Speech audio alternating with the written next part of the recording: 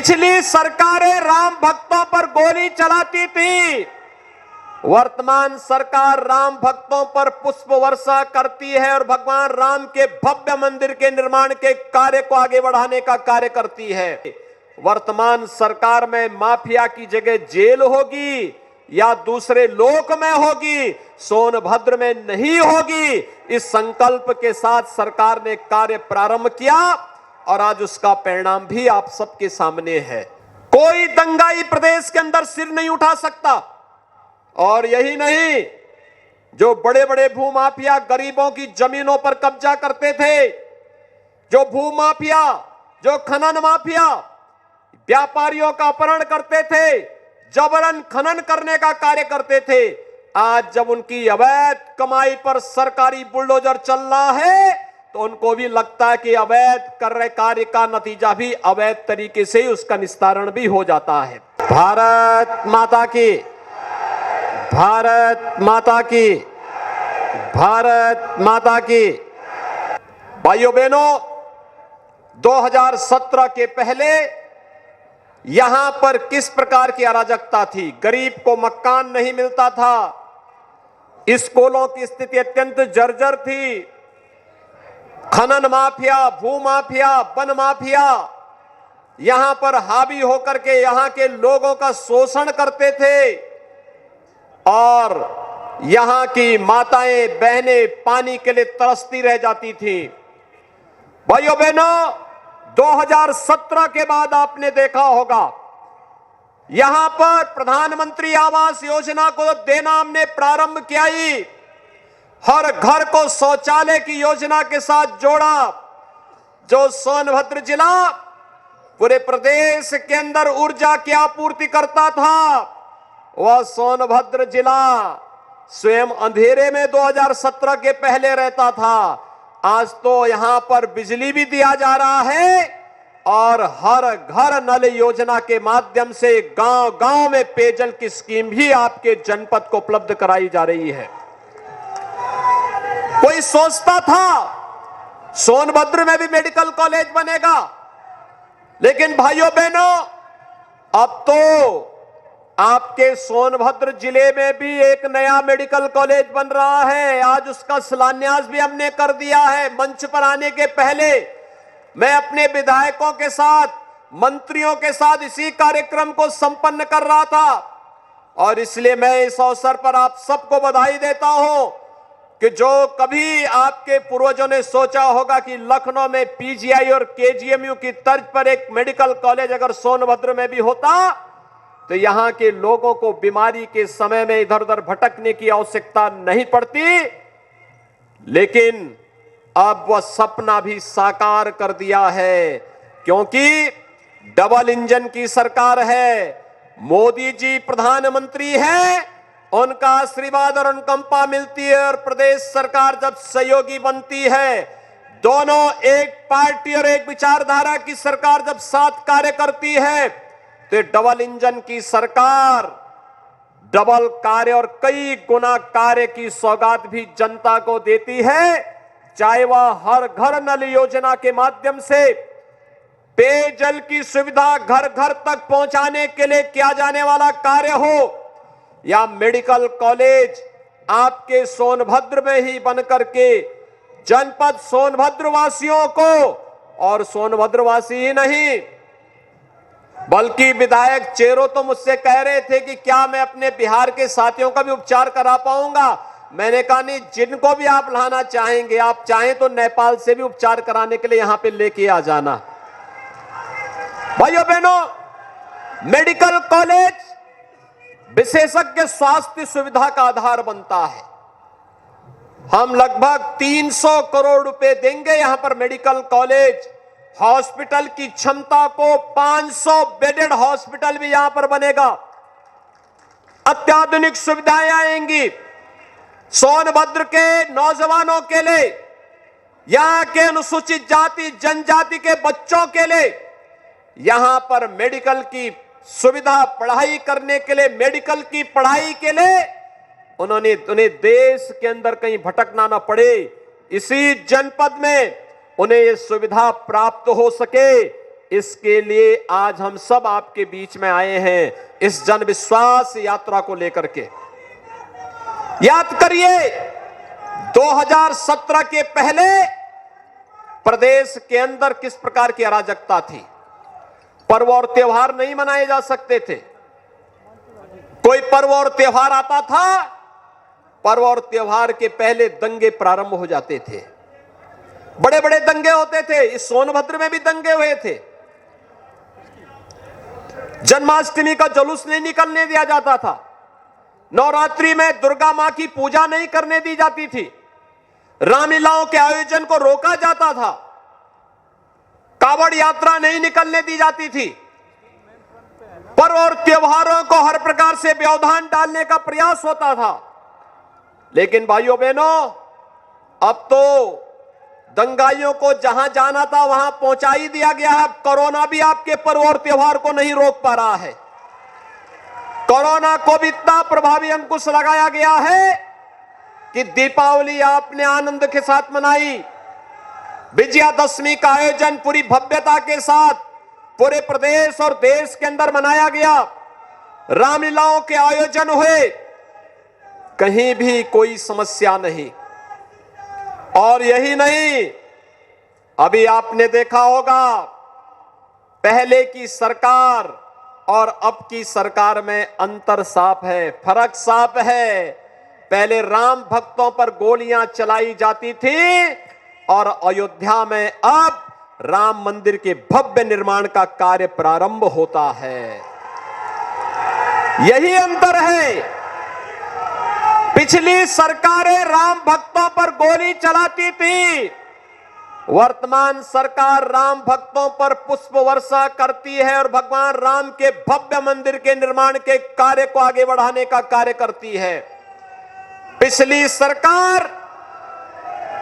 सरकार कावड़ यात्रा पे रोक लगाती थी और वर्तमान सरकार प्रधानमंत्री मोदी जी के मार्गदर्शन में काशी विश्वनाथ धाम का भव्य निर्माण कराती है और उससे जुड़े हुए श्रमिकों पर प्रधानमंत्री जी के द्वारा पुष्प वर्षा की जाती है।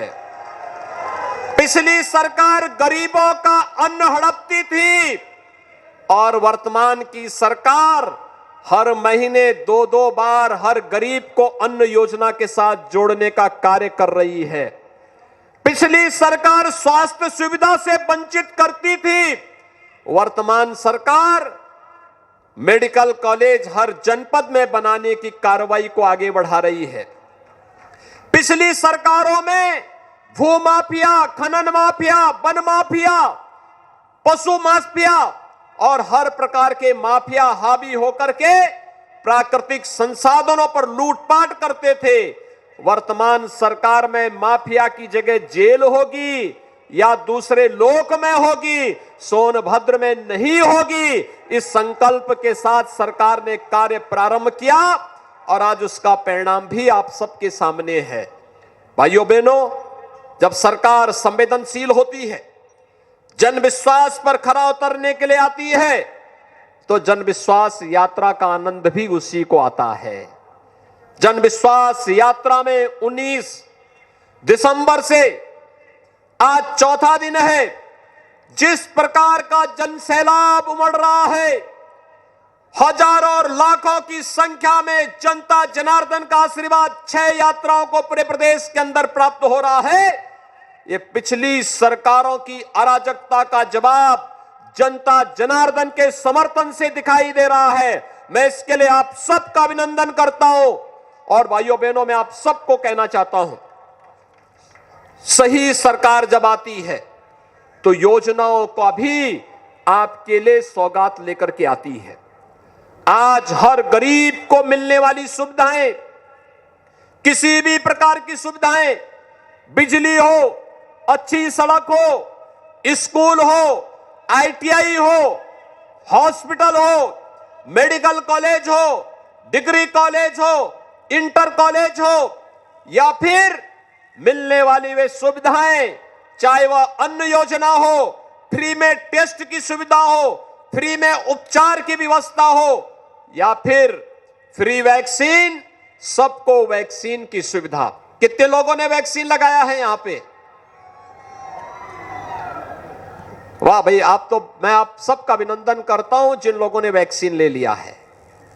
और मैं आप सबसे अनुरोध करूंगा, जिन लोगों ने वैक्सीन लगाया है, कोरोना उनका कुछ नहीं बिगाड़ पाएगा। अभी दुनिया के अंदर एक नया जो वायरस आया है, इसका कोरोना का, दुनिया के तमाम देशों को उसने पस्त कर दिया है, अमेरिका को भी, यूरोप के तमाम देशों को, रूस को, चीन को। लेकिन भारत में प्रधानमंत्री मोदी जी के नेतृत्व में जो वैक्सीन बनी है, यह वैक्सीन इतनी प्रभावी है कि जिसने दोनों डोज वैक्सीन की समय से ले ली है, कोरोना का दूसरा जो वेरिएंट आया है ओमिक्रॉन, यह उसका कुछ नहीं कर पा रहा है। उसके सामने कोरोना निष्प्रभावी है। और इसलिए भाइयों बहनों, वैक्सीन जिन्होंने नहीं ली है, दोनों डोज ले ली है, उन्होंने अच्छा किया है। जिन्होंने एक लिया है वे दूसरा डोज भी जरूर ले लें।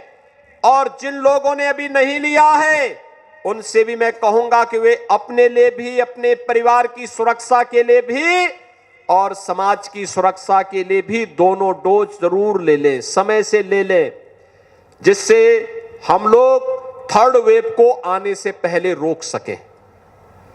लगातार सरकार कार्य कर रही है। ये जो सुविधाएं हैं जिनके बारे में अभी श्री कौशल किशोर जी बता रहे थे, हमारी सरकार ने तय किया है। ये थर्ड वेव को देखते हुए हम लोग महीने में 2 बार हर गरीब को फ्री में राशन देंगे। और अब राशन के साथ साथ महीने में 1 बार हर राशन कार्ड धारक को 1 किलो दाल भी देंगे, 1 किलो खाद्य तेल भी उपलब्ध कराएंगे, 1 किलो नमक भी उपलब्ध कराएंगे और अंत्योदय कार्ड धारक को 1 किलो चीनी भी उपलब्ध करवाने का कार्य करेंगे। भाइयों बहनों, इसके साथ ही जितने भी मजदूर हैं, श्रमिक हैं, वे श्रमिक चाहे वह रजिस्टर्ड मजदूर हो, चाहे वह अनरजिस्टर्ड हो, खेतीहर कार्य करने वाले श्रमिक हो, मनरेगा मजदूर हो, कुली हो, पल्लेदार हो, ठेला खोमचा रेड़ी लगाने वाले हो, इन सबको भी अगले 4 महीने तक लगातार 500 रुपए हर महीने भरण पोषण भत्ता के रूप में अन्न योजना के साथ जोड़ने के साथ साथ 500 रुपए अतिरिक्त घर के खर्चे के लिए अतिरिक्त सरकार उपलब्ध कराएगी, जिससे वह इस तीसरे वेव को रोकने में भी अपना योगदान दे सके। सरकार ने यह भी तय किया है कि निराश्रित महिलाएं यानी विधवा महिलाएं, जिनको विधवा पेंशन मिलती थी, उनकी पेंशन की राशि को हम दुगना कर रहे हैं, दुगनी राशि उनकी स्वीकृत कर दी गई है। सरकार ने भी तय किया है वृद्धावस्था पेंशन प्राप्त करने वाले वृद्धजनों के लिए पेंशन की राशि दुगनी करके वह राशि भी उनको देने की कार्रवाई प्रारंभ हो रही है। दिव्यांग जनों की पेंशन की राशि को हमारी सरकार ने 300 से पहले 500 किया और अब 500 से हर महीने 1000 रुपया हर दिव्यांग जन को सरकार पेंशन देने का कार्य करेगी, जिससे किसी दिव्यांग जन को किसी के सामने हाथ फैलाने की नौबत ना आने पाए।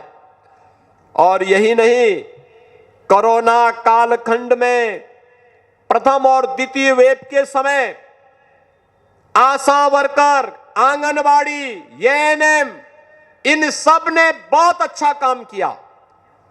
और ग्राम प्रधान ग्रामीण क्षेत्र में निगरानी समिति के अध्यक्ष थे। हम लोगों ने पंचायत प्रतिनिधियों के भी मानदेय में वृद्धि करने के साथ साथ उनके अधिकारों में भी वृद्धि कर दी है। अब उनके लिए अपनी कार्य योजना बनाने के लिए इंतजार नहीं करना पड़ेगा। गांव के विकास की कार्य योजना बनाई, पैसा रिलीज हुआ और विकास का कार्य धड़ाधड़ आगे बढ़ता हुआ दिखाई देगा। विकास का कार्य रुकेगा नहीं। उनका मानदेय बढ़ेगा तो वे आसानी से जनता को सुविधाएं देते हुए कार्य करते हुए दिखाई देंगे। हर ग्राम प्रधान को अधिकार भी दिया गया है, अगर गांव में कोई व्यक्ति बीमार है, कोई उसका देखभाल करने वाला नहीं, उसके उपचार के लिए तत्काल ग्राम प्रधान निधि से पैसा उपलब्ध करवा देगा। अगर कोई व्यक्ति दुर्भाग्य से मौत हो गई किसी की और उस व्यक्ति के अंतिम संस्कार करने की कोई व्यवस्था नहीं, ग्राम प्रधान को दायित्व दिया गया है, वह ग्राम सेक्रेटरी के साथ मिलकर के अंतिम संस्कार के लिए ग्राम प्रधान निधि का पैसा निकाल करके खर्च करे और उस खर्च की राशि सरकार उसको उपलब्ध करवाने का कार्य करेगी। सरकार ने यह भी तय किया है कि किसी भी व्यक्ति को, कोई भी व्यक्ति भटकने न पाए, उसको उपचार के लिए दर दर की ठोकर न खानी पड़े। पहले ही प्रदेश के अंदर 6 करोड़ लोगों को हम लोगों ने प्रधानमंत्री जन कल्याण योजना के अंतर्गत आयुष्मान भारत की योजना से 5 लाख रुपए सालाना स्वास्थ्य बीमा का कवर दिया था। अब सरकार ने तय किया है कि हर श्रमिक को हम इस योजना का लाभ देंगे, यानी उन 6 करोड़ लोगों के साथ साथ 3.5 करोड़ श्रमिक भी इस योजना के साथ जुड़ेंगे और सरकार आने वाले समय में आंगनवाड़ी, आशा वर्कर, एएनएम, रसोइया और जितने भी हमारे अन्य श्रमिक होंगे, स्ट्रीट वेंडर होंगे, इन सब को इस योजना के साथ जोड़ करके कोई भी व्यक्ति उपचार के लिए भटकेगा नहीं। सरकार जैसे फ्री टेस्ट कर रही है, फ्री उपचार कर रही है, फ्री में वैक्सीन, सबको वैक्सीन देने की व्यवस्था कर रही है, ऐसे ही हर प्रकार की बीमारी में उपचार के लिए उस प्रकार की सुविधा सरकार फ्री में उपलब्ध कराने का कार्य करेगी। भाइयों बहनों, सोनभद्र और आसपास के जनपदों में पेयजल का संकट सदैव होता था। आज यहां पर हर घर नल की योजना प्रभावी ढंग से लागू हो चुकी है। हमारा प्रयास है कि मार्च 2022 तक सोनभद्र जनपद के हर गांव में पेयजल की स्कीम लागू हो जाए, और पेयजल की स्कीम भी केवल औपचारिकता के लिए नहीं, जो कार्यदायी संस्था कार्य कर रही है, अगले 10 वर्षों तक उस योजना के रखरखाव की जिम्मेदारी भी उसी की होगी। और यही नहीं, जो पेयजल मिलेगा, यह पेयजल भी आरओ का पानी होगा, केवल नाले और नदी का पानी नहीं, आरओ का पानी होगा। बोतल में बंद पानी से अगर आप इसकी तुलना करेंगे तो आपके घर में हर घर नल योजना से आने वाला पानी ज्यादा शुद्ध होगा। किसी भी बोतल बंद पानी से अच्छा पानी आपके घर में पहुंचाने की कार्रवाई केंद्र और प्रदेश सरकार कर रही है। और इसीलिए भाइयों बहनों, आज हम सब आपके पास आए आपसे कहने के लिए, एक तरफ जनता के हित में कार्य करने वाली सरकार, गरीबों को उनका हक देने वाली सरकार, विकास की बड़ी बड़ी परियोजनाओं को आपके जनपद में और प्रत्येक जनपद में पहुंचाने वाली सरकार, मेडिकल कॉलेज हो या डिग्री कॉलेज, आईटीआई और पॉलिटेक्निक हो या हॉस्पिटल के निर्माण को कार्य करने वाली सरकार। अभी तो हम लोग सोनभद्र में वायु सेवा से भी जोड़ने वाले हैं। यहां का एयरपोर्ट भी बहुत जल्दी का निर्माण कार्य पूरा हो जाएगा। यहां के हमारे विधायक और सांसद लगातार हमसे इस बारे में कहते थे, युद्ध स्तर पर कार्य चल रहा है और बहुत शीघ्र सोनभद्र का एयरपोर्ट भी प्रारंभ होगा। तो सोनभद्र में ही बैठ करके लखनऊ और दिल्ली की यात्रा और मुंबई की यात्रा सोनभद्र से ही आप 1 घंटे के अंदर कर लेंगे। जो यात्रा अब तक आपको पहुंचने में 8, 10, 12 और 15 घंटे लगते थे, भाइयों बहनों, आने वाले समय में इस यात्रा में 1 घंटे के अंदर इस दूरी को तय करने में आपको मदद मिल जाएगी। और इसीलिए आज मैं आपके बीच में आया हूं। ये जन विश्वास यात्रा इन कार्यों की उपलब्धियों को लेकर के आपके बीच आई है। आपने आशीर्वाद दिया, हर गरीब को मकान मिल रहा है। आपने आशीर्वाद दिया, हर गरीब को शौचालय मिल गया है।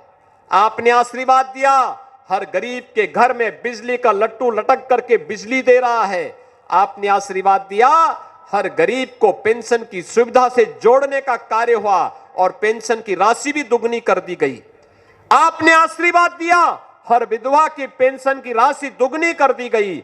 आपने आशीर्वाद दिया, इस सदी की सबसे बड़ी महामारी का सामना सरकार ने जनता को के जीवन को बचाते हुए उनकी जीविका को भी बचाने के कार्य के साथ बेहतरीन प्रबंधन का कार्य किया। आपने आशीर्वाद दिया, हर घर नल योजना यहां लागू हो गई। आपने आशीर्वाद दिया, मेडिकल कॉलेज की सौगात सोनभद्र को मिल गई। एक तरफ वह सरकार जो डबल इंजन की है, आपका इशारा समझते ही विकास की योजना को लेकर के आपके पास पहुंचती है, और दूसरी तरफ ये लोग भी थे, कोई नौकरी निकलती थी तो महाभारत के सारे रिश्ते वसूली में निकल पड़ते थे। कहां चाचा, कहीं भतीजा, कहीं और कोई नातेदारी रिश्तेदारी, ये सभी निकल पड़ते थे वसूली पे। प्रदेश के युवा उससे वंचित रह जाता था। कहां वे लोग? पर्व और त्योहार आते ही दंगे प्रारंभ हो जाते थे और माफिया हावी हो जाते थे सभी संसाधनों पर। भाइयों बहनों, आज आपने देखा होगा दंगाई प्रदेश के अंदर आज के दिन पर कहीं सिर नहीं उठा सकता। कोई दंगाई प्रदेश के अंदर सिर नहीं उठा सकता। और यही नहीं, जो बड़े बड़े भूमाफिया गरीबों की जमीनों पर कब्जा करते थे, जो भूमाफिया, जो खनन माफिया व्यापारियों का अपहरण करते थे, जबरन खनन करने का कार्य करते थे, आज जब उनकी अवैध कमाई पर सरकारी बुलडोजर चल रहा है तो उनको भी लगता है कि अवैध कर रहे कार्य का नतीजा भी अवैध तरीके से ही उसका निस्तारण भी हो जाता है। और भाइयों बहनों, आज यही कहने के लिए आज हम सब आपके बीच आए हैं। ये जन विश्वास यात्रा एक बार फिर से आप जनता जनार्दन का आशीर्वाद प्राप्त करने के लिए भारतीय जनता पार्टी के द्वारा हर जनपद में, हर विधानसभा क्षेत्र में निकालने की कार्रवाई हो रही है। मैं आभारी हूं आप सबका। आपने यहां पर पिछले विधानसभा चुनाव में भारतीय जनता पार्टी के चारों विधायक जिताए थे। इस बार फिर से भारतीय जनता पार्टी के चुनाव चिन्ह पर भारतीय जनता पार्टी और सहयोगी दलों के प्रत्याशियों को जिताने की अपील के साथ यह जन विश्वास यात्रा आपके पास आई है। आप क्या आशीर्वाद देंगे? दोनों हाथ उठा करके एक बार मुझे बता दो अपनी ताकत। सभी लोग तैयार हैं? जहां तक मेरी आवाज जा रही है, दोनों हाथ उठा करके अपना आशीर्वाद दीजिए।